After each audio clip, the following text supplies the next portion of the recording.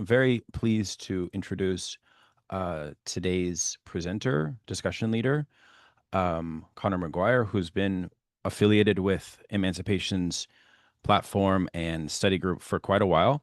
Um, yeah, you were with us on many amazing adventures in studying Marxist text, Connor. So always appreciate your insights. You have the power to share your screen if you wish. I know you have maybe some slides as well, so please take it away. Yeah, thank you. Thank you so much. Turn up. Let's go. I'm hyped. Um, yeah. So I'll share my screen in a little bit, but your discussion on romance just now just reminded me of something I think that's worth like pointing out. Uh, on the very first page of the second chapter on romance, there's a footnote, and this is really just addressing this question of like, why is it that Marxism has to be romance as if it's a generic form, right? And this footnote is like very strategic for Jameson. You could see why he likes it because it's dealing with this question of appropriating nature, right? Which relates back then to the fundamental problem in the first chapter, which is this realm of freedom and realm of necessity stuff, which turns on the mode of production appropriating nature, right? So it's romance that's really doing that, right? So that's really important. But okay, yeah, thank you so much for letting me present. I'm really excited. Uh, yeah. Um, I don't know. Thank you so much for like letting me present on Jameson too, because like I've garnered a reputation for being like a Fred head, and that's probably well deserved. And well, I've been called worse, so but definitely well deserved. But um, yeah. So I don't know. Maybe I'll just say a word on Fred Jameson. Pretty boring, but in the sense that my story is probably very common. I was just an undergrad as an English major and had to read the postmodernism in a class. And even then, like readily and immediately available, it was just like, this is different, right? This is a whole nother level of football, Fred Jameson. It was a thrill then, and it just remains a thrill today to read Fred, you know? Um, so I'm a pig in slop talking about the political unconscious with you guys. Uh, I've gone on to read a bunch of Fred's books. Um, and yeah, my general attitude towards reading is just like you want to be reading the strongest thinkers. And I never feel as though I'm wasting my time then when I'm reading Fred Jameson. Never, right? So yeah, I can keep talking about Fred, but we're usually only here for 2 hours, and I'll try to make this as short as possible. Um, right. So the goals for today are very modest, right?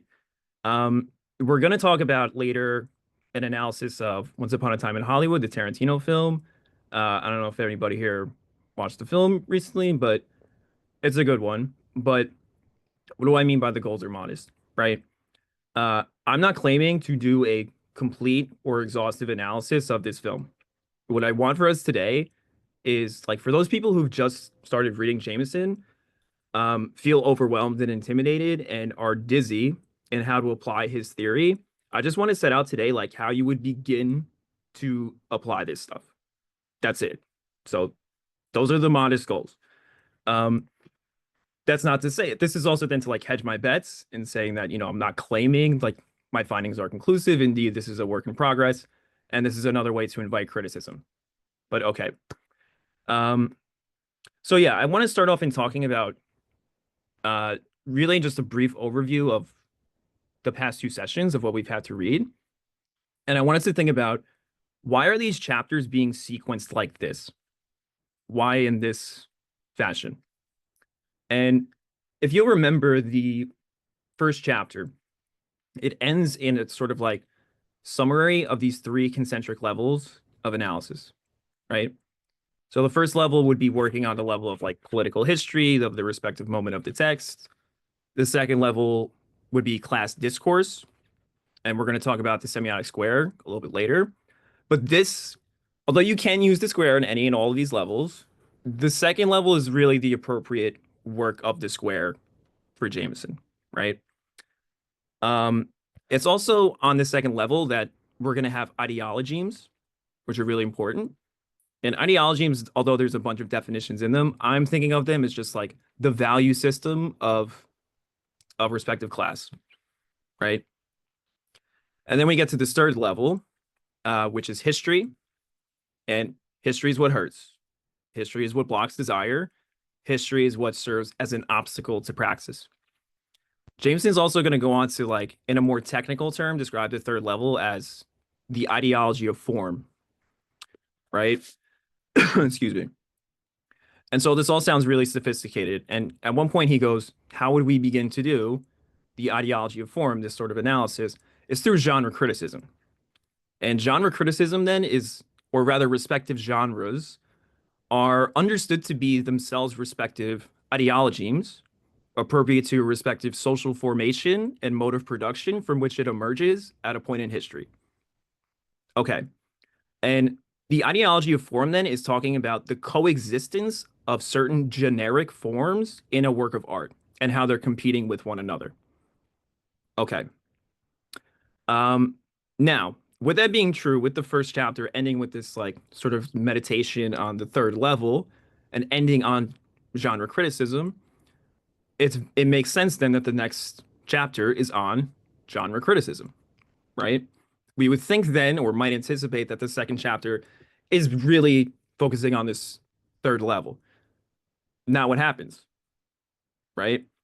Instead, what we have is like a presentation of contemporary literary criticism that needs to be reinvented so that it can do the work of the third level. And contemporary literary criticism at this time is just like simply not able to do that, right? Why is that the case? So there's really two approaches in contemporary literary criticism for Jameson at this time. And that's going to be one side of which is semantic, which would be the work of Northrop Frye. And then the other side would be Fropp and Greimas on the structural level. This can also be understood as a distinction in approach between what the text means and what it does, right? Okay. And these two approaches are irreconcilable. They're antinomic to one another. Now, okay. So the move then is going to be um, very counterintuitively. What we find is that Jameson is going to say that and here we go. Now we're getting into like practical matters of criticism. We can still use these respective approaches, right? The like really exhaustive approach of one of these two uh, would be the work then of the first level, right? Why is this the case? And once exhausted would point us to the second level of analysis. Why is that the case? Because both Frye and Fropp take their approaches to be universalizing, right? And so Frye's going to understand all narratives as romantic in generic form. And for Fropp, there's going to be some universal storytelling structure, right? When you apply either or of those approaches and exhaust all of their resources in analyzing respective text, you will inevitably reach a contradiction at work in the text that cannot be answered by either of these two approaches. It's when that's the case that the work in question must bring in, out of necessity, other genres in order to resolve these contradictions. And when we're doing that, when other genres are being brought in, now we're talking about a class discourse. Now we're talking about strategies, appropriations, techniques, et cetera, right? Okay. And then this will inevitably then, we're already talking about ideologies. And so this is very quickly also approaching this third level of analysis. All right. Now, the third chapter is, we haven't mentioned this word yet, really a focus on the subject. I remember last time watching the video over, Aaron asked this question, where is the subject in Jameson's work, right? And what we have read so far. And that's a very good question because it was not there. It's not there in the second chapter, very purposely so, and strategically so. What do I mean by that? Um, Jameson, first of all, is going to criticize Fry and Frop in their methods because he thinks they are like, at the end of the day, like ahistorical, and they're projecting our modern categories of subjectivity, of psychological subjects, of characters back onto earlier historical narratives that did not have those resources. So it's ahistorical, right? More than that, Jameson is wants to maintain this pensée sauvage thing from Levi Strauss, right? So I think there is room still then to apply these structures and like hold on to them in spite of the emergence of a proper bourgeois subject through something like the unconscious or for Lacan and other theorists, like a decentered subject, right? So in other words, political actors are behaving in ways that they're not aware of consciously and thus are behaving nonetheless still caught up in these unconscious structures, something like this, right? Uh, but still, returning then to the third chapter, which is a fun one, we're talking about Balzac. And the reading we had for today sort of ends in talking about, there's this weird thing going on with Balzac's narration, if you realize. So what's going on there? In very broad strokes, uh, Jameson is doing this operation and demonstrating that part of the work of the bourgeois novel was in producing bourgeois subjects. Not only producing bourgeois subjects, but orienting desire in such a way that is appropriate to this new emergent capitalist system. That's what's going on. That's why that early Balzac style of rhetoric is like so, and what we'll see later in the chapter changes in quality later. It changes quite significantly. Um, and then also just like getting ahead of ourselves a little bit. This was not a part of the reading for today. But the third chapter is going to end in this question of, and I think here properly would be like where we can begin to like, let's say, interject a subject into our reading of text. Uh, this work of phantasm, which is really, really interesting. And like, I haven't seen any other literary critics really appropriate this, but I think that's something, perhaps we as a group could do together because it's a sort of like neither biographical criticism or like psychobiography, but a third secret term that Jameson is proposing here that I think it could be really interesting to sort of like redeem. Um, so okay, my analysis today is not going to incorporate this phantasm stuff, but maybe next time it will. This can still change. But are there any questions on anything I've said so far before we get into, beginning to apply this stuff? Um, I I had a question regarding genre and overlapping genres. How, my understanding is that also genres close out or saturate or end based upon um in essence a kind of modification in the mode of production on the one hand. On the other hand, some genres are fundamentally defined as bound up with contradictory social formations or contradictory modes of production. Most notably, um, romance is defined this way. And so, what I found interesting about that is that romance also has, it seems to me, some type of grand historical dialectic with realism.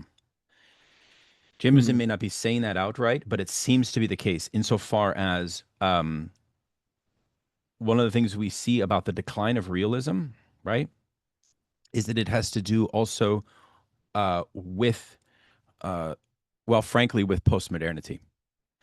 And in a sense, with a kind of, well, you could say the rise of finance capitalism, for example, right? So there is a linkage that you mentioned to social class, but I would just add, and tell me if you see it differently, this Althusserian question of the interrelated modes of production are also bound up with genre and genre transitions.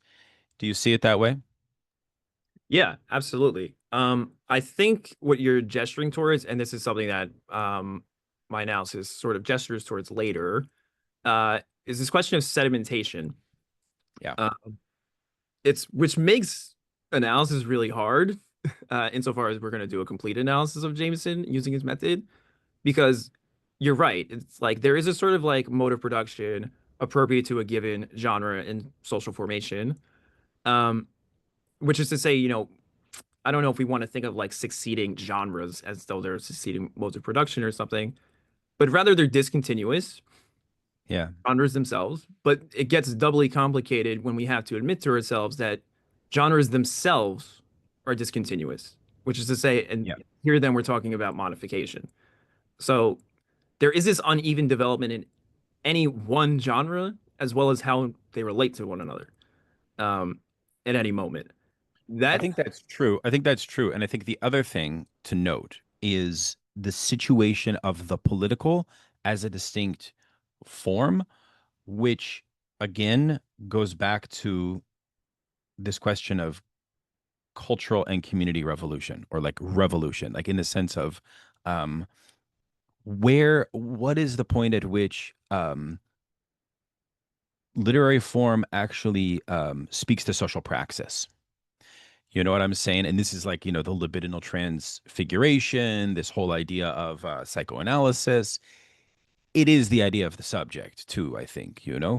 Um, that's how I understand the political. You could say that the political is sort of like Jameson's theory of the event of structure, right? And frankly, he has written quite a lot about that, actually, about a theory of the event. Like, I would argue, like Bad Jew, Jameson has his own theory of the event, frankly. Um, so Yeah.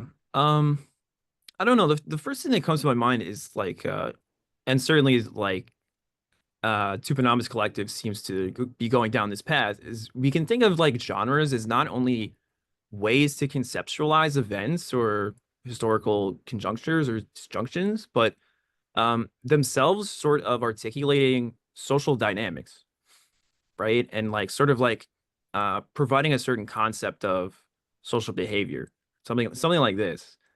Um, it's a sort of like way that we begin to make sense of how we are relating socially. But maybe this will be further elucidated as we move forward. So here it is, yeah. folks. We've been Well, all sorry. Akshay has one question, which is genre a specific literary term or a general political narrative term? I.e., are we talking about genres like science fiction or genres like conspiracy theory or both? hmm. Yeah, well, I think so, I think there needs to be a distinction made between science fiction and conspiracy theory. Um, is it a general political or literary term? I think it's both. I think at the end of the day, it's both. But I think Akshay is like gesturing towards the task of criticizing novels. Hey, if you Right. want, could I just clarify, I guess, what I was asking a bit? Like, Mhm. but yeah, I mean, I guess I was trying to, like, what is like Jameson's position? Like, I mean, like for non-literary critics reading Jameson, like, is this a book about like how you can do literary criticism, how that's important? Or is it like something a little bit more general at the level of, because if it's about narrative, it's applicable to literary criticism, but it's also broader. And I guess I was sort of wondering, like, where do you think Jameson's sort of situating the claim? You know what I mean? Like, is it about narrative in general or kind of books in particular? I don't know. I think these are techniques of doing politics at the end of the day, right? So literary criticism then, or analyzing cultural objects and cultural production, is a way of understanding through history how it is that people respond to a historical situation, how they respond to politics.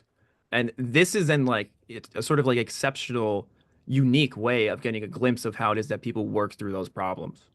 Um, and also crucially the limitations and like of the political. Mm. It's in art that you can register like what is not possible, right? Like how far political change can envision itself and go. And, you know, whereas like in just reading history books, that might just be registered as a dead end of a political movement Mm. that can be articulated differently in art, right? Um, He does define genre pretty precisely, I think, in a very hopeful way, where he says genre is a literary institution that is forged on a social contract between a writer and a specific public. And so, there's these different levels that sort of mediate generic truths that sort of emanate from genres. But those genres themselves can also like wither. For example, um, how can you have like Victor Hugo as like a romance writer and then I don't know, like Danielle Steele or like airport romance novels, right? And that's precisely because of like they become massified, mass culture, and so on and so forth. So I think he has multiple theories about the death of genres, but I think to Akshay's question, genre is a literary institution in a certain technical sense. So I don't think it's like that loose. Yeah. Yeah, Go ahead. pretty simply, like I know we talk about comedy, I think like having like drama, irony, basic categories, I think is really helpful about a kind of subject to subject but then like yeah, the ideology that and the kind of political lie how that expression can really happen. That's why he kind of wants in to because Nietzsche has this aging in, but he talks about like, okay, is this metaphysics conversation? And so I think at a more basic level, like because once we get into like that's kind of we're kind of getting into aesthetics at that point of like content, and I think it's really important that the content um you know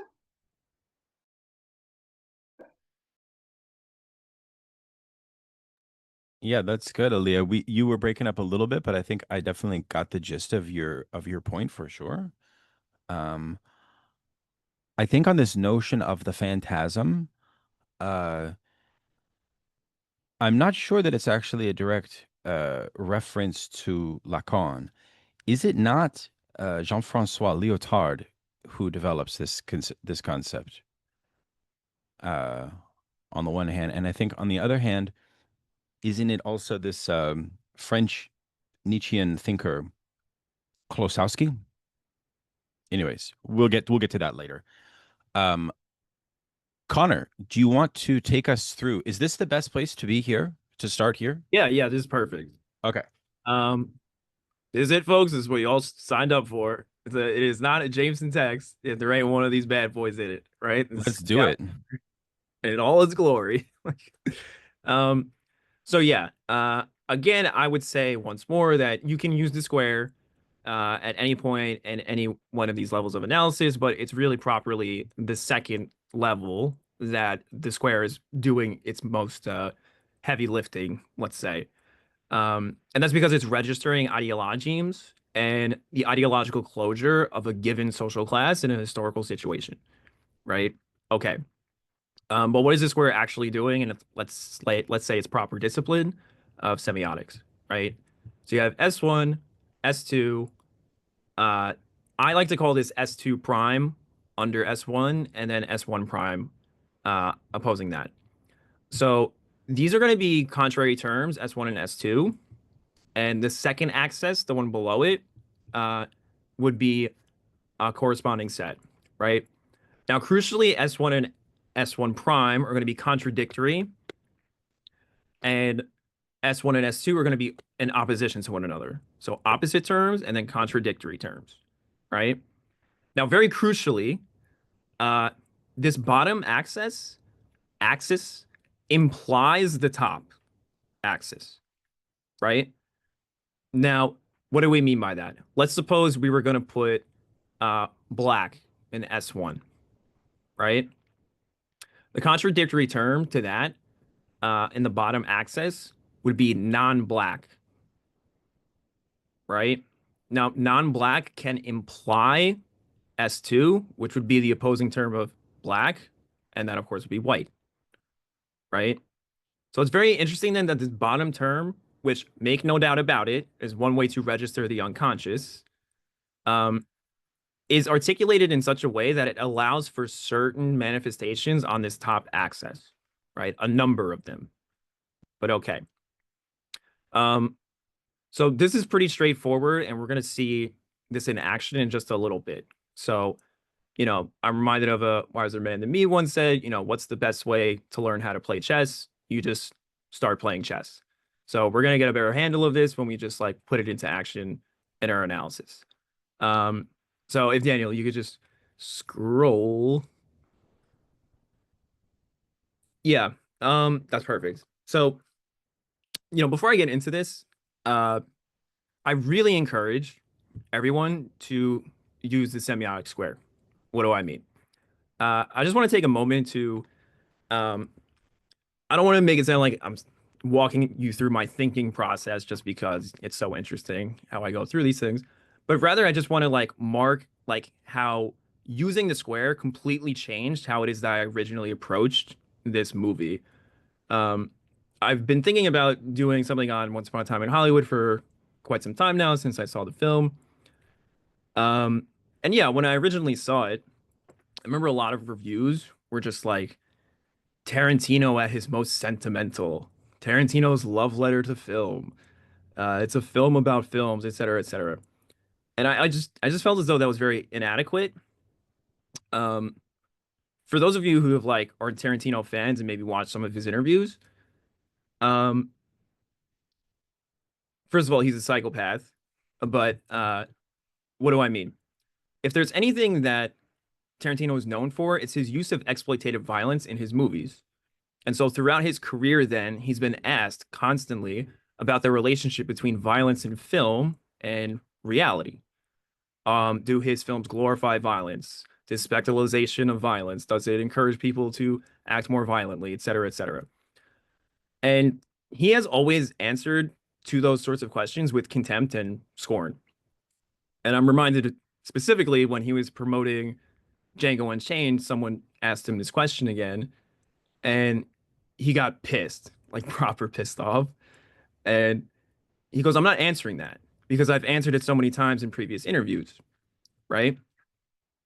Now, my sort of like original thesis for this film would be that this is the first time in his work that he's answering that question. What is the role of violence in his films or in film generally, right? And this is definitely not a love letter or a sentimental movie, but rather has a lot of like venom in it. And what do I mean by that? There are people in the film that believe that violence in media affects reality in a very direct way. And that's the Manson family. The Manson family believes that. On a side note, so does Bruce Lee, but he's not included in my analysis. So I just then mean to say that characterizing your critics as the Manson family in your film that you will then go on to kill with your character, very traditional or canonical exploitative violence is not very charitable, right? That's not a nice thing to do. So that's what I mean then. Like, this is a very mean-spirited film in a lot of ways. However, so I had this idea.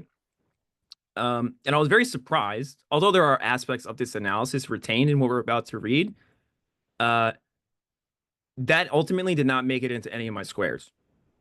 So I just mean to then point out that using these squares like will totally like compel you to take a different angle than you would otherwise expect. So it's a very useful tool then in your critical as a critical resource, right? So I very much encourage you guys to pick this up. But okay. So the first time we spend a significant amount of time with the Manson family is on the Spahn Ranch, and they are not, as we might expect, enchanted by Charles Manson, but instead a television.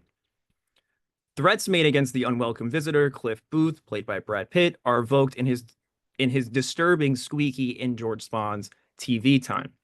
Though granted entry as Cliff Booth is about to walk down a hall to check in on Spawn and make sure he's not being taken advantage of, we find the diegetic music of the television seep into and coincide with that of the film. And for the first time, we fear for Booth. We are made aware as an audience that the Manson family lives in TV land and are influenced by some malign force emanating from the television. What exactly makes the Manson family so disturbing in their relationship to television will be further brought into relief when looking at Sharon Tate's, Margot Robbie's trip to the movie theater.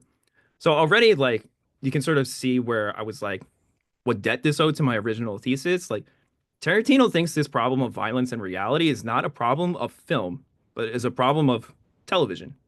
And in this way, then, although Tarantino is like a late boomer, he's really more of a Gen X insofar as Gen X loves to think about TV. But okay. Sharon Tate at one point in the film goes to see herself in the movies. Yet what could read as an inconsequential plot point demands our attention when considering Tarantino's apparently indulgent extension of this sequence. We see Tate walk from the street up to the ticket booth, take pictures with the staff after she tells them she's in the film. They didn't recognize her. She goes in, watches herself on the screen, then walks out of the theater, back onto the street, and then presumably home. And here we should be thinking of, Cliff Booth's whole sequence on the ranch as sort of repeating this. When put in contrast with the Manson family's TV land, the difference is unmistakable. Because of the conditions of the movie theater, and here I'm thinking of being in a dark room, surrounded by strangers that you cannot see. Certainly conditions that very much evoke the conditions of sleep. Because of the conditions of the movie theater, one cannot confuse what they see on screen with the reality outside of that theater. That is according to Tarantino. For Tarantino, then, the distinction between movies and films, or rather TV and films, is determined in large part not by the formal qualities of the respective mediums, but the environment in which it is consumed, or what is the same, the conditions of consumption as mediating our relationship to reality. It is helpful here to think of Jameson's use of Northrop Frye's treatment of romance as the universal generic form of narrative, and what Frye takes to be what Jameson calls the worldness of worlds. So first of all, I just want to point out that, like, this is here just taking this second chapter and like applying it to the first level. That's what I'm doing here. Okay.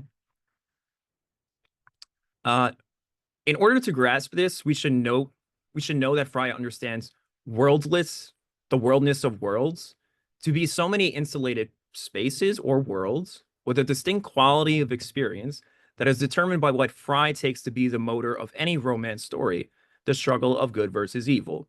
Each respective world would then be the proper domain of good or evil, which would affect the character within it as if under the spell of good or evil forces. Frye's categories are too metaphysical for Jameson, and he will historicize these worlds as having their qualities due to their belonging to an earlier social formation produced by a historically specific mode of production, which has along with it a proper ethical code of behavior. Using the idea of worlds, we could see that the movie theater and the house on the Spawn Ranch, in which they watch television, are distinct worlds unto themselves. One casting good spells, that would be the movie theater, the other evil, Spawn Ranch. Crucially for Frye, though these worlds may affect the characters and romance as a genre is interested in the transformation of the world, this transformation process belongs to forces rather than the characters, right? So for Frye, like romance, although it has to do with transformation, that's the work of the gods. That's the work of transcendental forces, right? It's also worth pointing out again because it's not subjects or characters that change the world in romance, at least so far. Daniel, if you could. Okay, thank you. We could see these two spaces are oppositions to one another. Again, the movie theater and the Spawn Ranch. The former constituted by being both a public-private space, and the latter being neither private nor public. We can't say that it belongs really to Spawn, the Manson family, and neither is anyone welcome, though they may happen on the place as a tourist. So there's something about the environment of the Spawn Ranch that mediates the experience of television in a way immediately political, coercing those who receive it to take action through wielding violence. We might put this another way. There is something about the movie theater as a public-private space properly that allows for the sublimation of desires and thus of political activity. And for the Spawn Ranch, because of this neither public nor private, desires can only be satisfied by acting on material in reality as some kind of substitute for what should have been satisfied by media programming. Desire is blocked and compels one to political activity to seek satisfaction. These two spaces prove to be antinomic to one another, but for Jameson, this should be rather understood as a social contradiction. And we are left to wonder if there is a form of media and a space that has elements that retain aspects of these opposing terms, which can be thought of as providing some sort of resolution, to which we should have in mind streaming services and their so many platforms. Accessible to the public, but on a private platform in digital space, the platform does not depend on some secure space like a theater or a living room, insofar as it can be consumed immediately through your phone at any moment in time, wherever you are. We can begin to think of this film as a preemptive cultural revolution, enacting a strategy in the face of the anticipated supremacy of streaming platforms, a strategy to situate film as hegemonic on said platforms. And with this, we can take what is now a very provisional first semiotic square.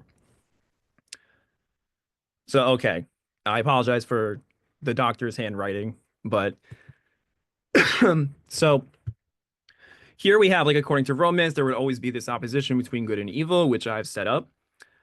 Film would be on one side, TV on the other. We have Sharon Tate on one side, the Manson family on the other, and then we have public and private, and then this not public and not private on the other as well.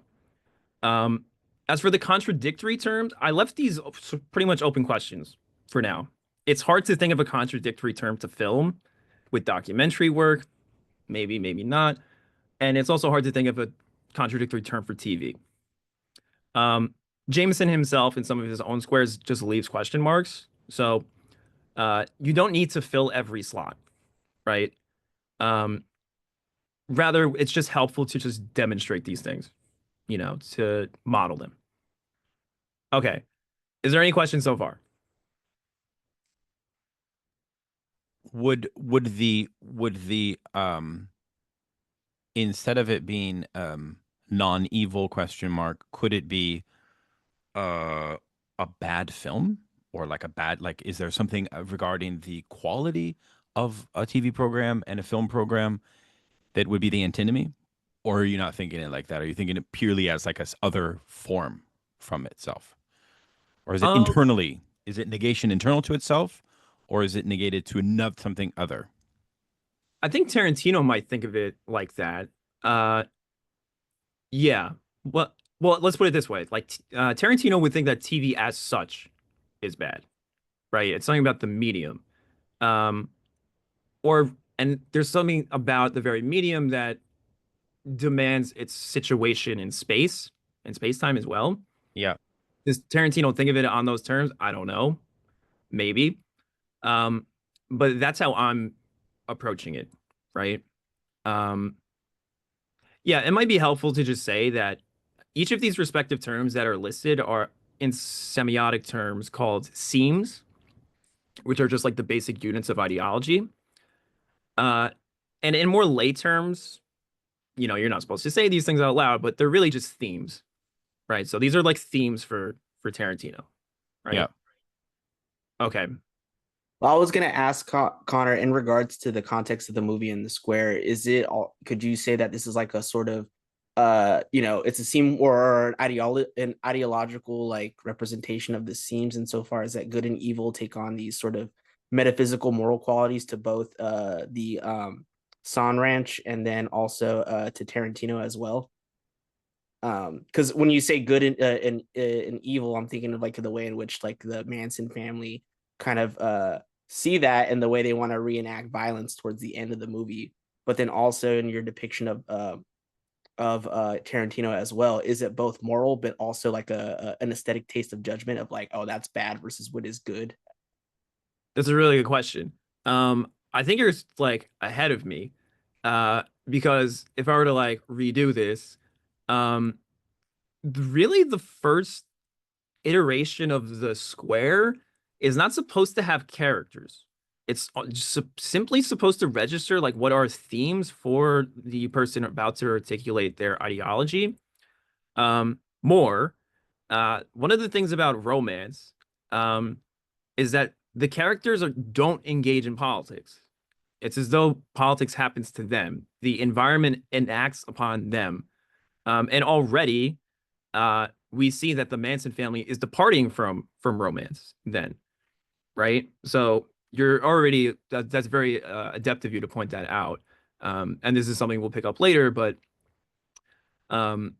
yeah, I hope that answers your question. Yeah, totally. Oh man, I want to try to speak, but I don't know if I'm getting through. You break up like every like 3 seconds or so. So we can Try it again. We'll tell you if it works. Hello, fast. Any luck? It's a bit rough. You might want to Okay. chat, or you could turn your camera off. How's that? Is that better? Can you Try hear me it. now? Yeah, maybe. Okay. Stop me if it gets yucky, but and I know we're talking about a totally different movie. What you're saying is really making me think of this other movie. It's totally gripping to me and is very Lacanian in its own new remake of Suspiria.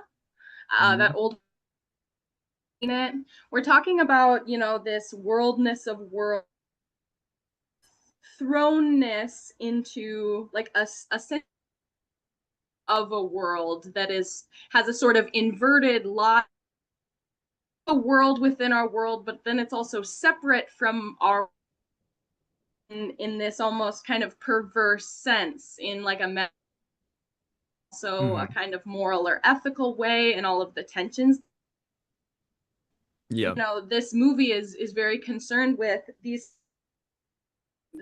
Yeah, I don't know. I don't know, this clearing of unreality or whatever acts against Heidegger, and this like clearing of truth. I find it all really compelling, and I wonder how many more I could use these schematics with. But I'm just so struck with all the kind of similarities. Although the kind of political new Suspiria gives us is maybe opposite suggest, where here where like politics is kind of happening to the characters or whatever, you know, would treat that differently than I think are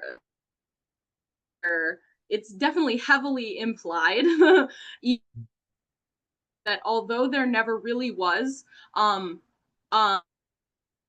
political and an entrance into the political as a conscious act, it is still basically implied that that would be like the right way to not kind of feed like a fascist metaphysical eternal recursion or whatever. Very interesting. Yeah. Yeah, thank you for that. Yeah, I like this. I like to hear this because this is exactly the goal of the presentation, just like to get you guys to try to make these sorts of connections, right? I like this idea of worlds too, or the worldness of worlds, which it might be helpful to point out is a way to register heterogeneity, right? Coextensive modes of productions and social formations in one world, right? Another way of saying the same thing just might be uneven development in our daily life and our varying experiences of entering those worlds and so on. But I also want to point out, like, there will be politics, which we will see, and as we've already seen, actually. So yeah, it's interesting to think of romance in this way, as sort of like politics happening to characters.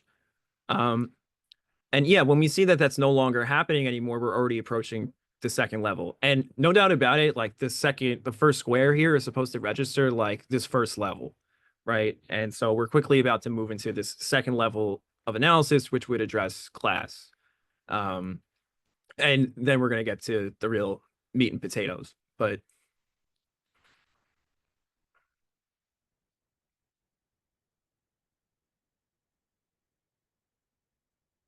did someone have their hand raised? Yeah, it was me, Connor, but I think I'll leave it for now because my question was concerning like the emphasis of the bottom line of the square of the non-evil and non-good, but maybe you answered by saying the introduction of the second square. Because I guess like my whole thing is like, okay, like on a simple level of the square, you know, like you have two contraries, and a contradiction is going to be like, okay, S1 and non-S1 or black and non-black. Lacan actually in his introduction of the signifier for the first time in seminar 3 usually uses the same exact square. He doesn't draw it out, but he uses the same thing. Yeah. It's actually really cool. But it's like, okay, so you have two contradictions, and what like, you know, in the square you have just for simple terms, S1, S2, non-S1 and non-S2 are two types of contradictions to S1 and S2. So when they intersect, is that creates the bottom one, right? Or you said that the top one implies the bottom one, or vice versa. I guess what I'm trying to ask is, because of the way it functions, does the bottom line, which entails two non-contraries or contraries with a non-identity, does that imply that another square must be added on there to dialectically maneuver this thing, which is of course a Jameson thing, because in Greimas dialectics is not a thing for the semiotics, right? For Greimas, this is registering antinomies. Antinomies, yeah. Which is to say that they cannot be reconciled with one another. But for Jameson, they would rather register social contradictions. Got it. Yeah, social contradiction. Okay, to which social contradictions always transform or always sublate in the Marxist sense, at least. Yeah. So that's why you would have to add more squares. Okay, so that's like what I was puzzled by, and like trying to draw out the squares myself. Yeah. And maybe just like, so right, the bottom lines would imply the top lines. That's a very big thing. Okay. And it's very interesting here too, because like I think I'm more appropriate if we're gonna try to fill in these question marks, it would be something like, what is like a media form that is not film, but nonetheless like film owes something to. And for me, it would have to be like a sort of like it might be theater, you know, it had to be like public, you know, something that like is consumed like in a public square in a public fashion, and yet it's determines film. But whatever, that's just a digression we don't have to get caught up on.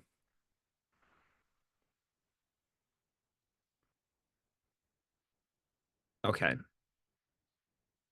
All right, moving on to class.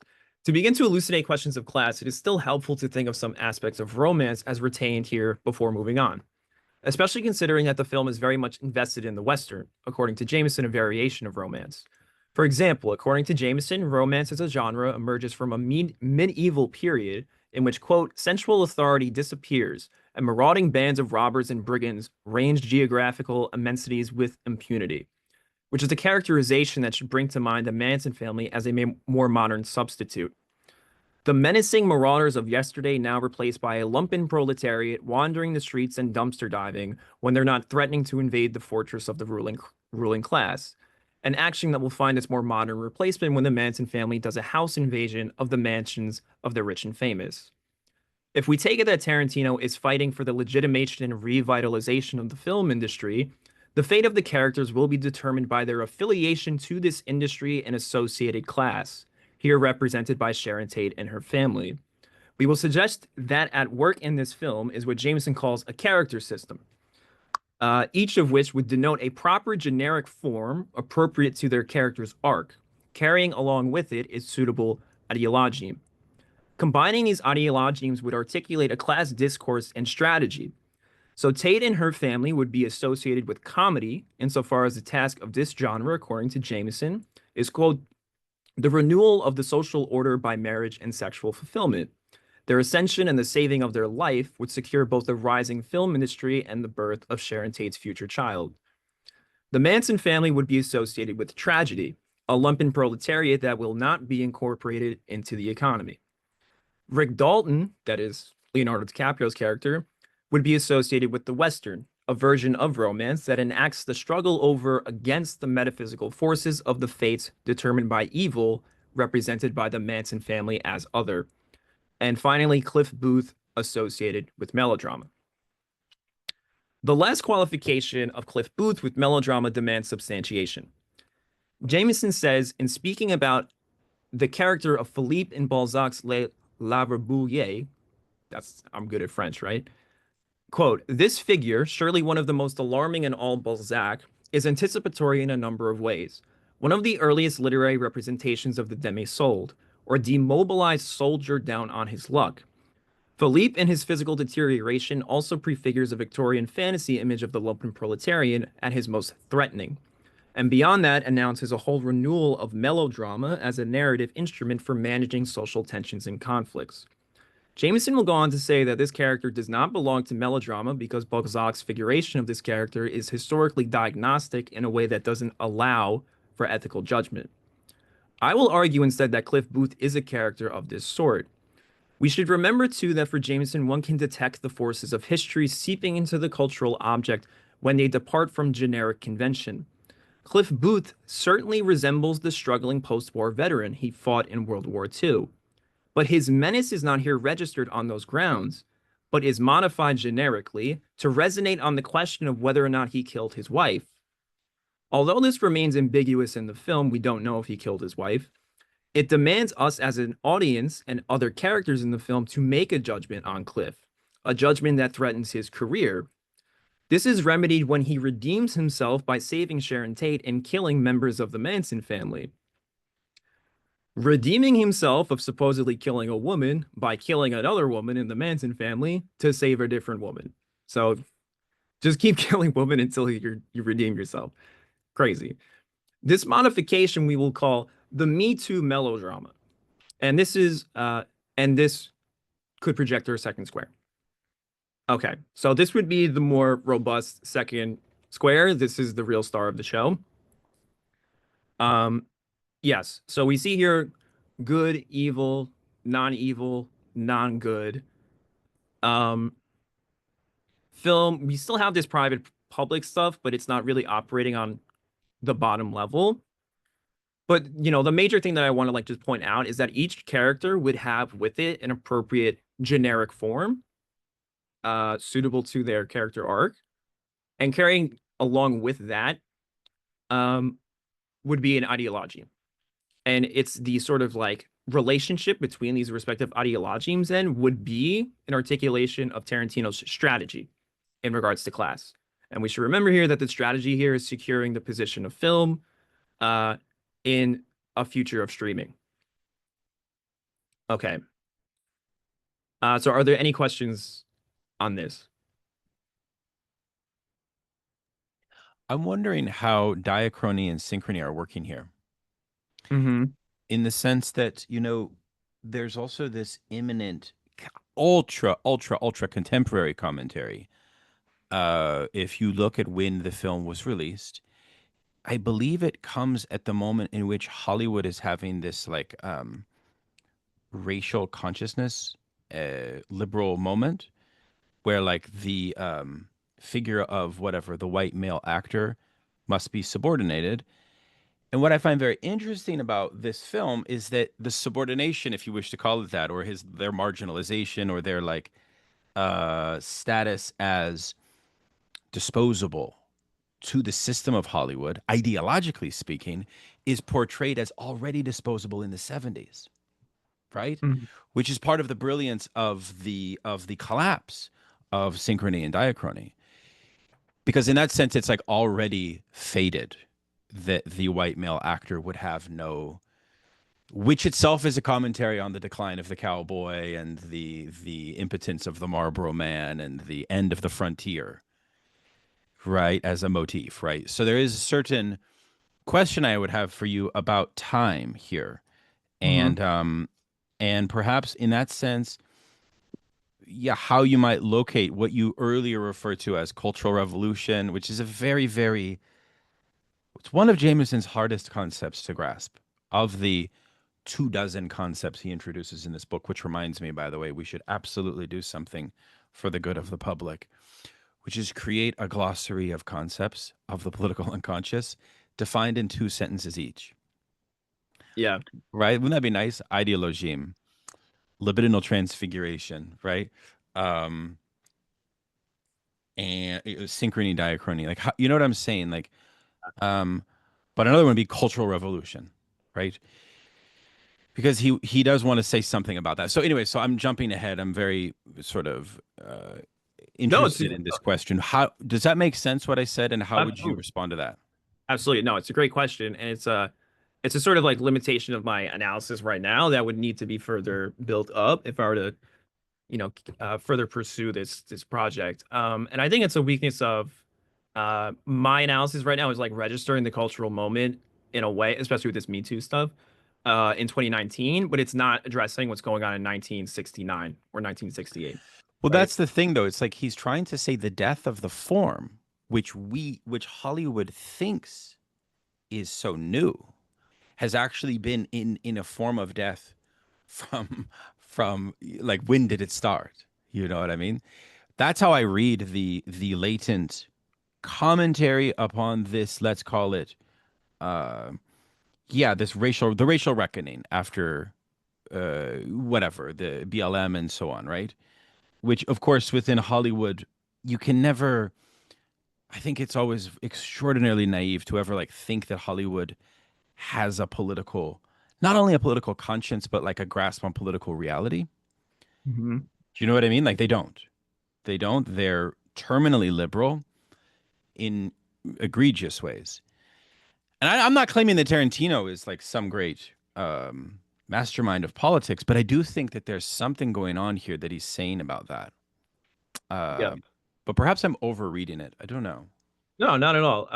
Yeah, I'll get to actually just 1 second. I just want to say, like, I think when we're, to reintroduce diachrony into this analysis, we would have to allegorize what we've, these squares a little bit. And so, like, for example, I wonder if anybody else felt the same. When you were watching Once Upon a Time in Hollywood, it's impossible not to think like Vietnam is going on while this is happening, you know? Um, and you hear it on the radio in the film. So it is there. It's not as though he's completely ignoring it. Um, but in that way, then, a sort of like, I don't know, it's almost like a trope to read like films about hippies and so on as, being a displaced manifestation of the war in Vietnam, right? So, would the Manson family then be like the Viet Cong? Uh, I have in the back of my mind that it seems as though like so much of this film is about like uh cultural production and whether or not it takes as the work of politics. The Manson family are losing their mind because they're not convinced by what they see on television, right? So that's part of what's happening. But I could continue to talk about this, but Matilda? Yeah, thank you for the presentation so far. It's been great. I feel like the Balzac Grimasian square he makes, where there's like two rival characters and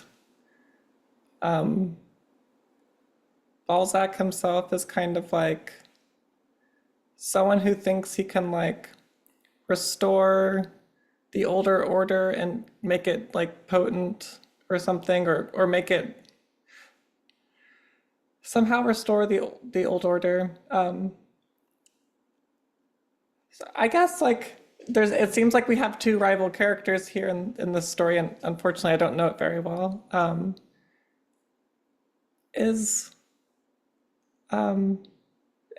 maybe I like wondered if the good one, the Tate family with theater, is like trying to preserve like the filmic, like the bourgeois subject as like kind of the film vision as like the paradigm of the reified bourgeois subject, and somehow um, the director, Tarantino, is somehow like trying to maintain like this dying order or something. I'm just curious like how the director is like perhaps situating himself unconsciously or whatever. Great question. It's a great question. And like in the Balzac novel and in a few other ones, he talks about the object of desire as like the house or the mansion, and like the landed property or something has like this like large claim on desire. And basically like he takes these two characters, one who represents like the Napoleonic energy, but this character happens to be impotent. And then he takes this aristocratic character who happens to be not really energetic enough, and they're both fighting over this woman who has an estate. And so like, and then he like disjoins each of those terms, each of the rivals, and then like, so like, though the Napoleonic one is energetic and ends up marrying the woman with the estate, and that's not necessarily what Balzac wants, because he's not really in favor of that order, but like at the same time that person's impotent, so like underneath that character is disjoined into like the sterility of bourgeois civilization and impotence as kind of this code for that. So like the character is both energetic but impotent, and then the other one is both kind of like noble or has qualities that are like, well, I can't remember exactly, but just sorry, just to kind of throw those things on the table. Totally. Yeah, but it's, oh, I'm sorry, it's like a symbolic resolution for this like perplexing problem of the 1830s, and Balzac is like producing this like kind of symbolic, the narrative is somehow a symbolic resolution to this impossible problem or something. Yeah. A couple of things. You mentioned the Balzacian idea. I was thinking about incorporating that into this presentation, because if there is a Balzacian idea here, it would be the movie theater. It would be the movie theater itself, you know, from which people can invest in and sort of like invest their own desires into, like in a way that is not reducible to any individual. Like for example, then like one of my favorite moments in the movie is when Sharon Tate is in the theater watching herself, identifying with herself, obviously. But then there's this moment in the film where like she, you know, there's a joke or something and she gets amused and she starts laughing. But then she turns around and realizes that everybody else in the theater is identifying with her, which is a really big moment because it just signals to me then that this identification is not reducible to any one individual. It's not just her. She's not just identifying with herself. Everyone in the theater is identifying with her, right? Which is a really like big moment. But also you mentioned, I'm glad you brought up this like impotent stuff and sort of like revitalization, because right before I got on, of course, I've already noted a modification in melodrama with this like Me Too melodrama stuff, but we could also talk about comedy, because comedy is supposed to be revitalized through the secession of the younger generation overcoming the older one. And yet what we see here is that the older generation, people like Cliff Booth and Rick Dalton, are going to be saved, but at the same time revitalize the film industry by being incorporated into it, which is a conceit of Tarantino. So it's getting stronger by getting more old people in. That is not supposed to be the work of comedy, right? It's like, so what's going on there? You know what I mean? Does Tarantino just have a huge like ego? He thinks like you young people are not going to make it without me or something like this, but it's very strange. And it's also interesting then to think on a psychoanalytic level, because it's a modification of the Oedipal situation, which is what comedy is always about, right? Yeah, so that would be a revision, this modification of comedy as well. But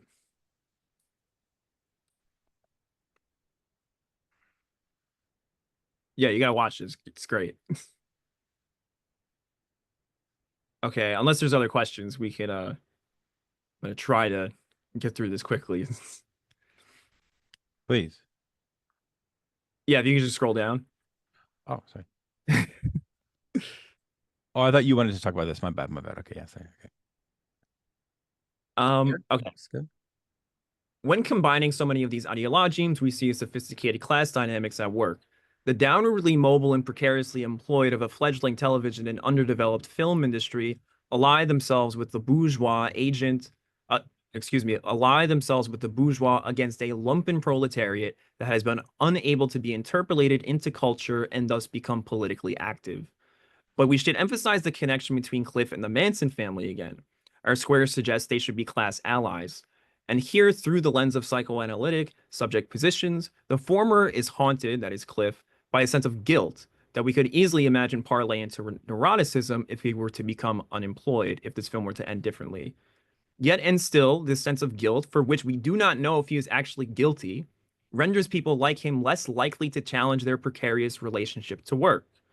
And the Manson family would be hysterical in that they take the demands placed on them by culture seriously, saying before they decide to invade Rick Dalton's house that the former star of TV's Bounty Law taught them to kill, to such a degree that cannot be incorporated into capitalism proper, which evokes a problem of identity distinct to romance as well. As an aside, it's interesting to note that Rick Dalton, in playing television, his more like recent television roles, he's dressed up like Charles Manson, right? And if you remember, like a problem of romance is that, you know, these people that we are othering are actually like just like us. So there is then also a debt owed here that is operative in the Western a little bit. Okay. In other words, this highlights for us a strategy of incorporating some kinds of precarious workers into the system rather than others, a process for which the revitalization of the film and TV industry depends. Cheap labor that won't make demands, people like Cliff Booth. It is astounding to note then that Tarantino here seems to suggest that the vitality of a bourgeois cultural revolution in the era of streaming that wants to affirm film as hegemonic can strategically make amends with those who have been accused of wrong during the Me Too era, so long as they silence their own and other classes and lumpen proletarian demands made upon the bourgeois. I love it. Now I get it because Polanski's in there, which is Yes! the connection to Me Too. Yes, yes, yes, yes. Yes. Okay. I like it. This should strike us as a strategy to discipline labor and direct class antagonism downwards, and or reduce it to merely intra-class fighting on the level of the lower classes and the unemployed. In summary, though, through these squares, we can see that the conditions of media consumption are mediated not so much by the environment, or not merely by the environment, but one's relation to secure housing and employment. With a waning sense of security in these domains, the reception of cultural objects will be felt to be more immediately political and didactic, with the inverse resulting in so many wish fulfillments being satisfied. So precarious housing and employment primarily mediate our relationship to media. The Me Too melodrama is a strategy of incorporating threatening men into servile positions of labor, and contains this menace in a way that directs its energies at lower classes whose demands cannot be satisfied by the culture or the economy. And this is just like sort of summarizing, or rather, future work. A more complete rendering of the third concentric level would deal with the sedimentation of these respective generic forms and the ideological messages they transmit, so as to measure what we take here to be Tarantino's strategy of revitalizing the industry in a more adequate way. Also, these generic ideologies could be further transposed onto psychoanalytic diagnostic categories more completely. This would be something we find at work in the third chapter of what we read today, which would conceivably give us a larger sense of the mechanisms repressing history. This too could be coupled with a psychoanalytic treatment of Tarantino along the lines of what Jameson will call the phantasm. More, I anticipate that Tarantino scholars would want to examine these findings alongside Tarantino's revision of history in Inglourious Basterds. And finally, for a more robust class discourse among Tarantino and his peers, one could undertake a comparative analysis of one of Tarantino's esteemed peers in Paul Thomas Anderson's treatment of a similar Manson family and hippie-oriented film, Inherent Vice. So Originally, I'd planned for this to be like no more than 30 minutes, so I apologize for going way over time. But yeah, thank you so much. And of course, if you guys have any questions, I'm more than happy.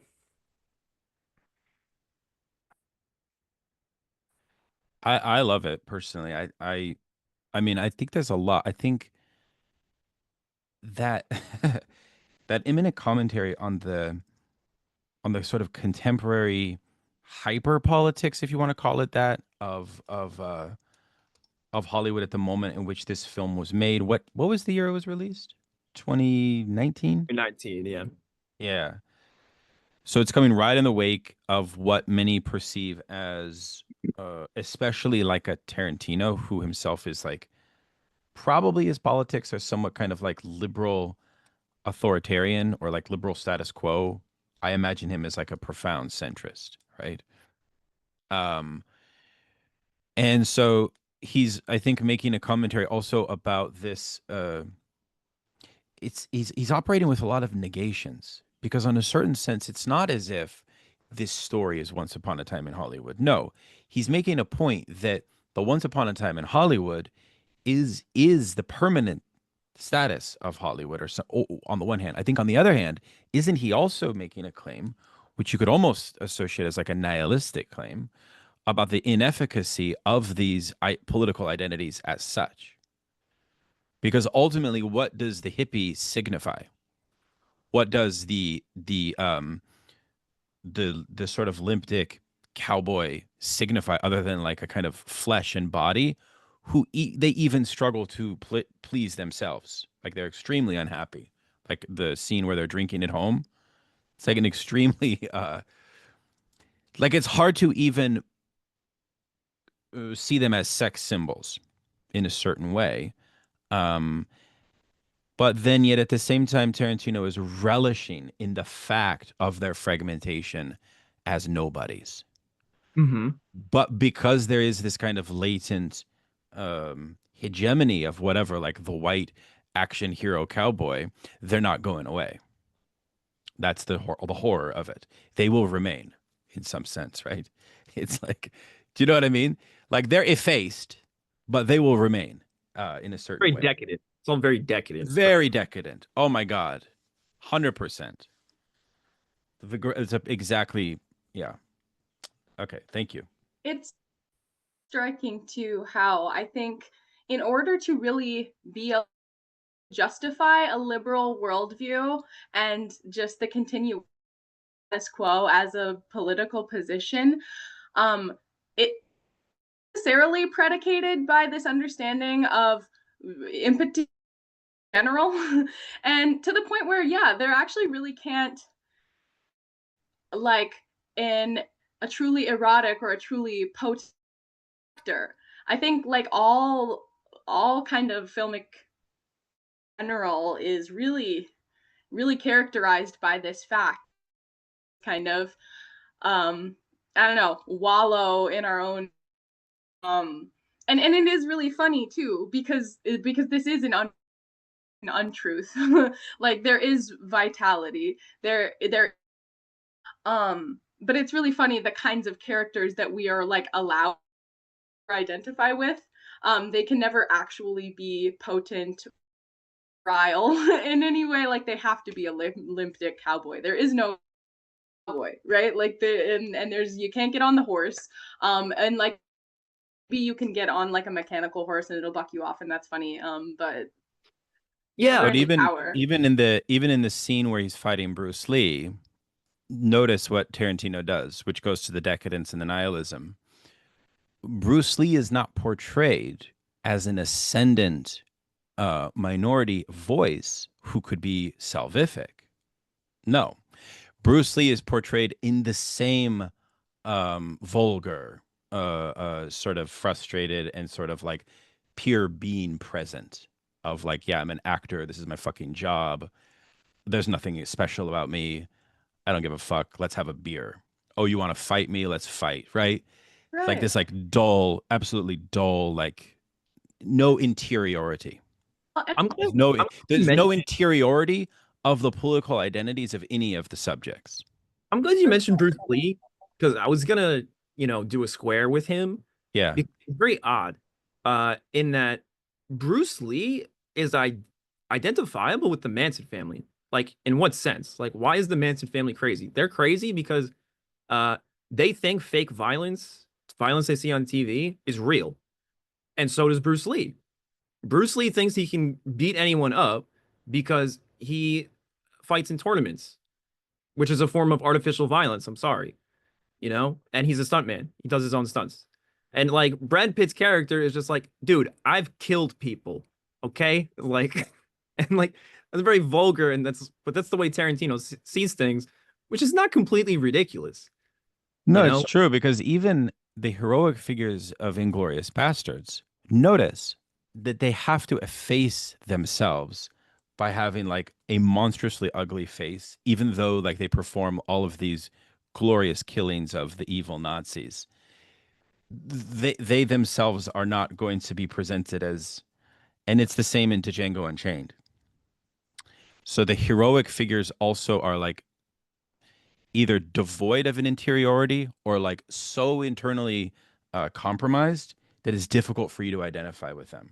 So in that sense, you could get fancy and say that it's not expressive causality. It's like a de-individualized move, right? It's like a, do you know what I mean? He's trying to shift the identification away from the heroic individual in a certain way. It's the as I see it. I, maybe the exception is that one film with Uma Thurman, and perhaps there are some characters that he does do that with. But I'm not a real Tarantino head, so I don't know. Yeah, I'll just like sort of end in. I'm sorry, Aaliyah wants to speak, but I'll be quick. But uh, yeah, I'll just say like towards this point of like them being perhaps revitalized in some like let's say authentic sense. Um, you'll notice that uh there is this harkening back to World War II for both of them. Uh, Cliff Booth fought in World War II, and how is it that Rick Dalton delivers the coup de grace against the Manson family? He uses the flamethrower from the like 12 Fists of McCluskey, which is a World War II fry those cores up, you know, moment. Which is to say that we would expect Cliff Booth to be repeating this war experience in defeating the Nazis again, but that's actually what Rick Dalton does, right? Um, and yeah, I just mean to like say that these characters are then revitalized by drawing on their war experience or this harkening back of World War II. And so why is this happening? Like it seems for me that this is sort of like the real reservoir from which the film industry is going to draw from, which is just a repetition of sort of like a Marshall Plan film industry that is like in support of like uh, a repeated Cold War or offensive against some other, and then of course who would that other be? China? Mm, mm, mm. Like, yeah, it seems as though something like this is like going on, but I want to rewatch it. Yeah, there's so many layers of pastiche thrown in here, and certain ironic sort of uh, commentaries on the present. Yeah, it's. I remember really enjoying the film actually. And this is really cool. Now I feel a little more at ease to. I guess one question I had for you is a more conceptual question. How do you move from one square to another? And what is the object that allows you to do that? Right? So if we go to like, I don't know, the scene of like the social to the political to the historical as an example, or like, the familial civic to like sort of class, or like whatever. How do we connect one to the other? Is that the idea? Because Jameson has this phrase I was slightly confused by, which is that the Grimasian square gives us a sense of ideological closure within a narrative. That's why it's useful. And then that ideological closure, okay, points to something of a collapse in meaning, and then he associates that with structuralism. Structuralism is not a point of like, and this is a basic Lacanian idea too. It's not a point of like some harmonious, complete meaning. It's actually a point where everything kind of breaks down. How might does that make sense? Like, how do you work between the squares, and how do you locate the object or the product of a square? Yeah, well, just on this last point of, the breakdown of meaning in regards to the closure of ideology, like I think this is actually an Althusserian point, insofar as with ideological closure being achieved, it becomes metaphysical, and so meaning then becomes fixed, rather than interpretation being something you have to do and understand the world. Like ideology defers that work for you. The world is set, right? Like this is what Althusser means by like ideology is eternal, right? Um, but yeah, I think on the first level, like this is what I mean. Like the analysis I've given today was like very provisional. And so I would sort of move very quickly then through the squares. But if we were to, how would you move from one square to another? You have to exhaust all of the resources that either romance or something like prop would have for you. And then at some point, you would need other resources to be called in to address the contradiction at work in the cultural object, right? So I think that would for Right. example, you would have to if we were to do a more robust level 1, Yeah. have to bring in the politics of 1968 of this Manson family moment, Yeah. connect it to 2019 and streaming and what have you, until we meet a deadlock.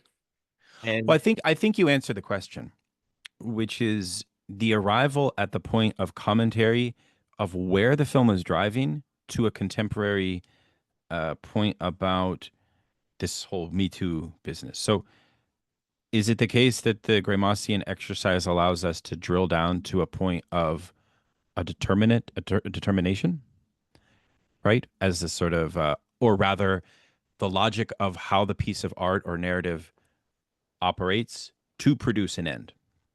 Isn't that kind of what is at stake? yeah, and Tarantino's ideology would not work because really what he wants is for culture, or rather films and television, to be received in a way that satisfies wish fulfillments. Like the ideal reception of media is the movie going experience. But the thing is, with this strategy of class war, that creates more people like the Manson family. Right? So he thinks he solved this problem, but he's only further intensified it. Well, that's actually a good point because, again, the decadent nihilism that he has to say about social class, because in a certain way, the naivete of the liberal view on social class is that it's transitive and that these political identities have meaning. And that, yeah, Bruce Lee is like a part of his culture and he's like expressed through that. And like, that's important, right? And there's a sincerity and there's a kind of transitive relation to his interiority. Tarantino's like, fuck all of that. No way. We are like brute animals and like we are like desiring machines. Like to forget that, right? Anyways. Akshay. I just wanted to add to what Connor was saying I mean, so for Greimas at least, I don't think you do drill down because this is not a scientific procedure, right? Like this is a heuristic for analysis, right? Like it's something to help you work through analysis, and so all the squares are interpretations, in so much as the central term you pick is an interpretation that you make of a concrete situation, and then you look at several squares again, which you divide economic, social, political, whatever, and Greimas will say oh, there can be different types of relationship. Like they could totally match on one-to-one homology. They could be a little bit off kilter, compatibility. They could be totally contradictory, like conflictuality. And then that leads to different situations, right?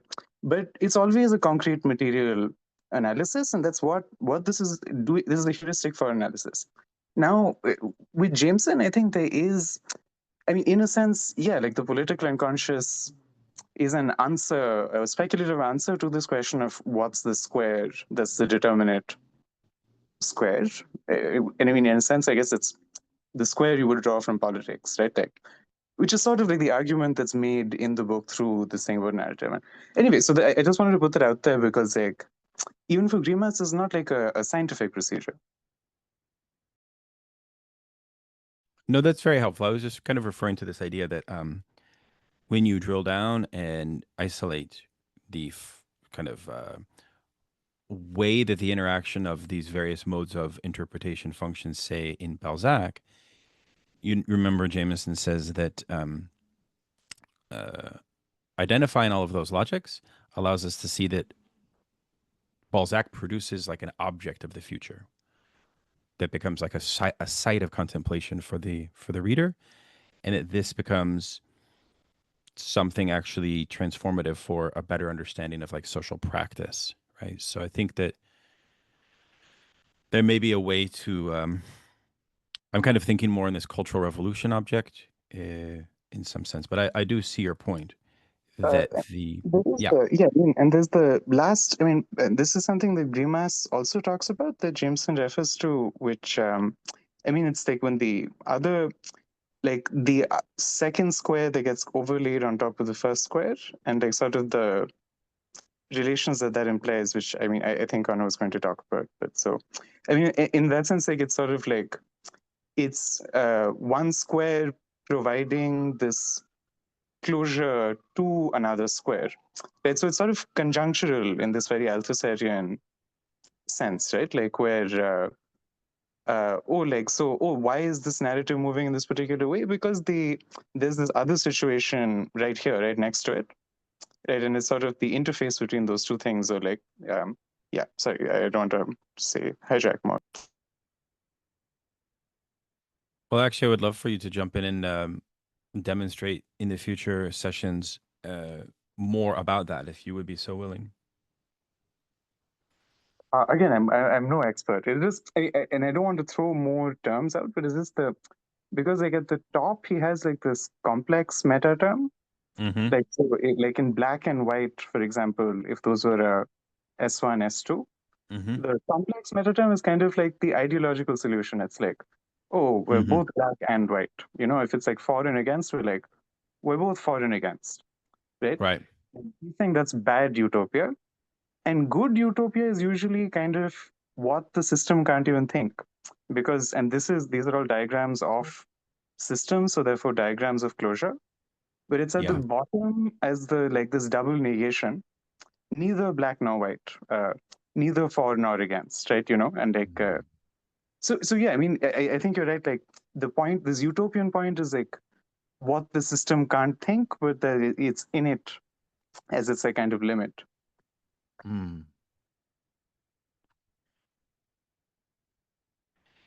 Okay. Matilda, please.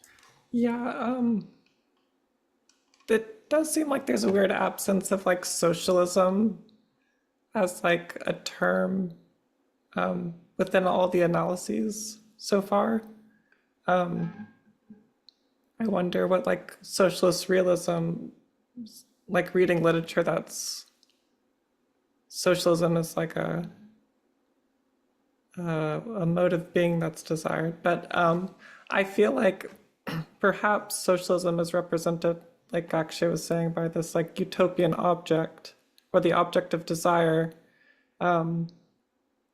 Because like I just like in the Balzac section, it seems like this piece on landed, I read to the end and perhaps it wasn't a part of our reading, I don't know, but like there's something about landed property and like kind of standing in for like potentially something like some sort of like the house that these people are fighting over. I could see as being somehow perhaps what is desired is only attainable in socialism, perhaps, in the sense of like it being some like very like landed property somehow being like this long ago term that is connected to like communism as like a utopian wish from a long time ago or something that was alienated. um, I don't know. Interesting, because this is my first time reading where we'll go from here, but in my reading, and insofar as he probably is concerned with, it seems to be more in like this, like, we brought up Trotsky in the chat already, but in this like the socialist man that is constructed by us. Maybe Jameson is more interested in this, like, yeah, like, and like how they could like express own desire in a maybe in a different way, and that would be the primary Jameson, rather like less so than like kind of economic level, or even on, I think, the level of like a democratic project. It seems to be more about like the individual ability to relate to their own lack, desire, etc. Alongside other people, but also alongside other individuals, and more against like the culture and worlds that they inhabit. But maybe that's not, I don't know. Yeah, like, well, I think Jameson is I see Jameson as really inspired by the work of Block. Uh, so he's a big utopian, and we could really suss out, and in that way that like the claim is a Blockian claim that every ideology is utopian. Every ideology is utopian. So like, what is the utopian ideology going on with Once Upon a Time in Hollywood? Social antagonism could be resolved through incorporating people into the production of movies, but also those people who are not included into the production of movies could be um, alleviated of their social ills through making better movies. It's like uh, we as a culture industry can satisfy wishes. That's the utopian dream, right? Social antagonism remedied through film, through watching films, through being involved in the production process. That's utopic, right? Well, I think the other effacement is in the title itself, which you could think as a reference in a Marxist Freudian sense to the primal scene of the Once Upon a Time, to the origin. It's an origin story. But notice that the origin mirrors, and I mean exactly mirrors, the same conflictual configuration of the present, which again is another effacement of the synchrony, right? So there's no transitivity of the political identities, right? That's a fool's errand. And there is rather characterological types that are effectively sunk and fixed. Why are they? They're almost transcendental. Like I would say, the Dalton figure is almost like a transcendental subject of Hollywood. Like, will you kill that figure? No, you couldn't. Yeah. Right? It's interesting. Like, because it's also like, what is this? So, Once Upon a Time in America. I think he's playing off of this. So it's like there's also like a profound violence at the origin of Hollywood, and that violence is not like it's not a redemptive arc. It's not a salvific arc, because again, Freud's origin is actually a positive story. The killing of the father is what makes equality possible. The violence actually is what makes democracy possible, what makes socialism possible. It's the precondition for sociality. Whereas I feel like Tarantino's origin story is pretty different. Or does that make sense? I wonder if you guys thought about it that way. Absolutely. I mean, Rick Dalton and Cliff Booth are clearly in a state of arrested development. Like, um, no, I mean, Yes. like seriously, like Rick Dalton does not accommodate and cannot adapt to the reality principle. Put it Well, down. that's also remember what Jameson says about comedy. Comedy is associated with the Oedipus complex. It's effectively Oedipal stories, right? In structure. And I think that what they stage, both the hippies and the Nixonian hard hat cowboys, they stage what Lash calls the pre-Oedipal condition of American social life, which really then is periodized at this post-war period, consumerism, right? This whole situation, right?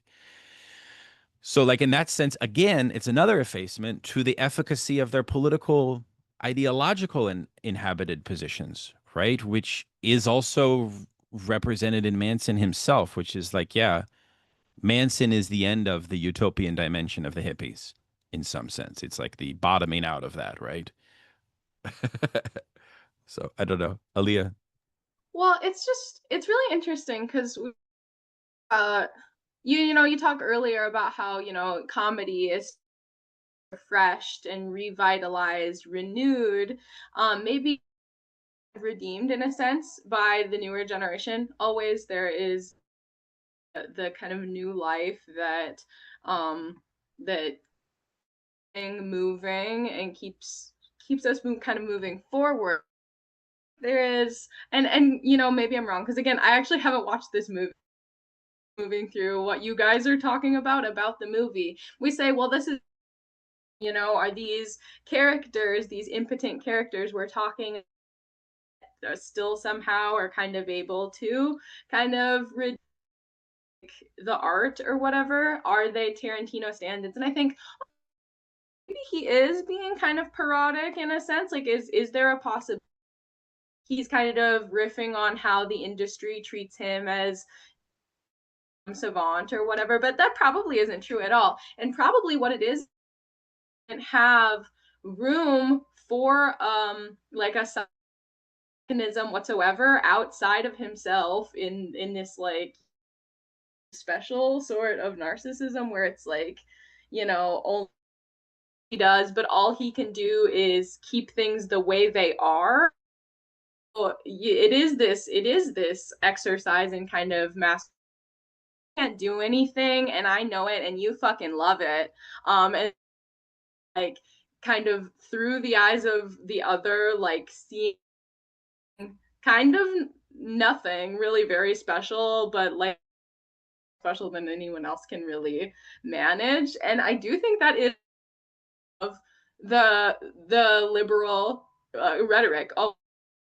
Obviously we can't do anything, you idiot, but like at least we're smart enough to know that, which you obviously are not. It's so funny, very interesting stuff, but push back on that if you think that's not active of the actual film, because again I didn't watch it.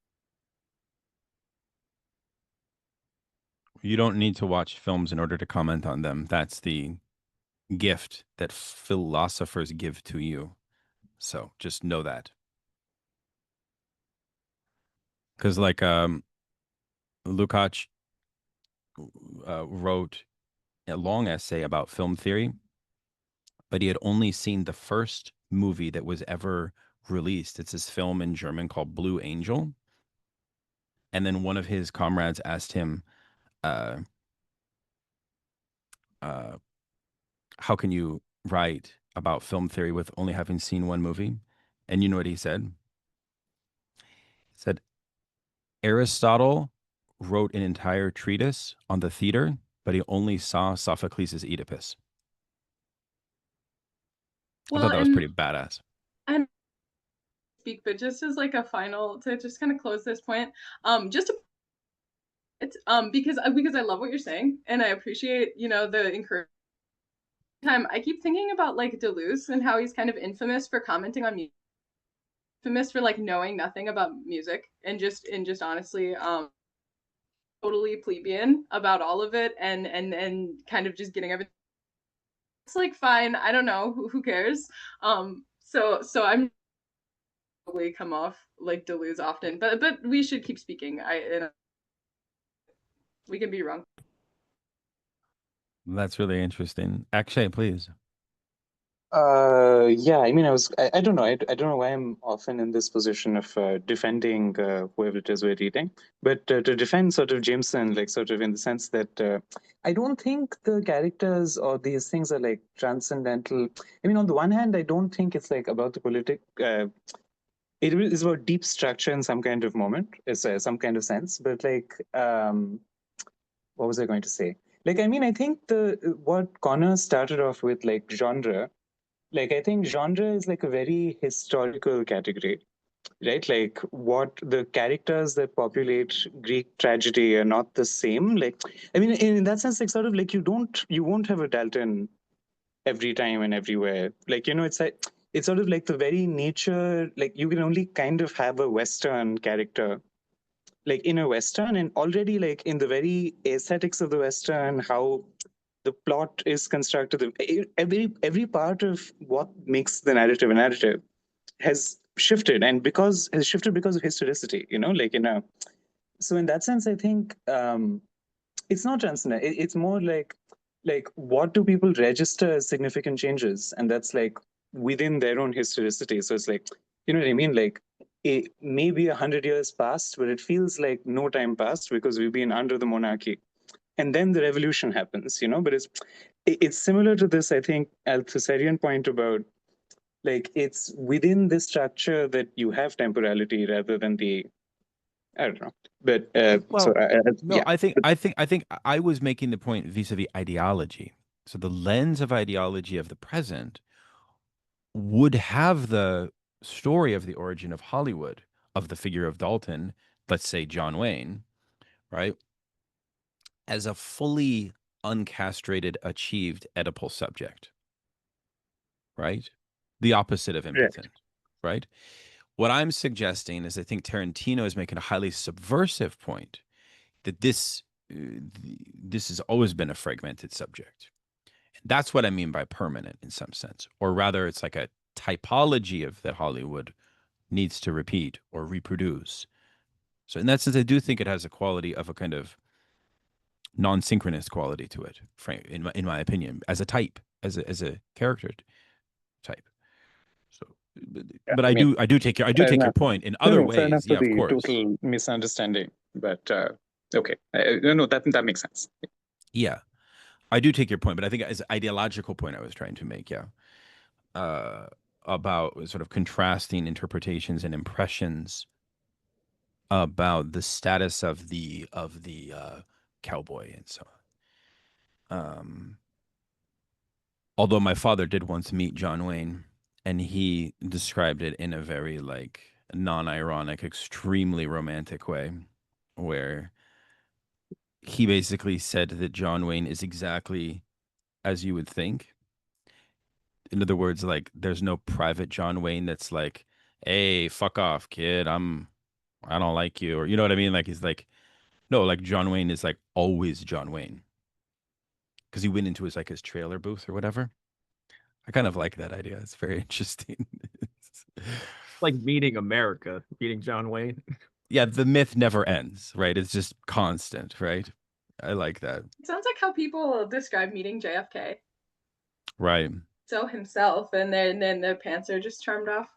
That's Or even like this Lacanian point that actually the private is more personification than what you would assume the public would be, which is kind of like, I think, quite interesting and maybe true in certain times. Anyways, comrades, shall we call it a night? This has been a nice session. Thank you, Connor, so much for this. I want to try, hopefully, again to Trumbo. Is that a good film, Matthew?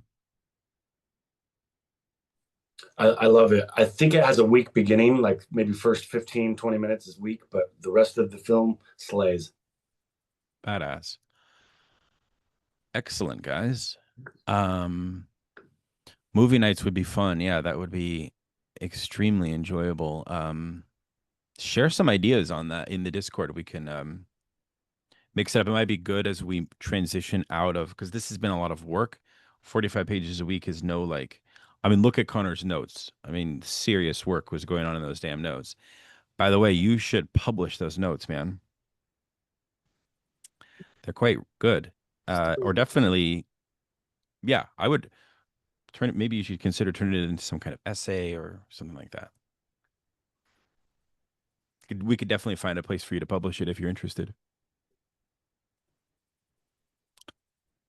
Okay. All right, guys. This is fun. All the best. We'll see you on Thursday for a presentation from a guest.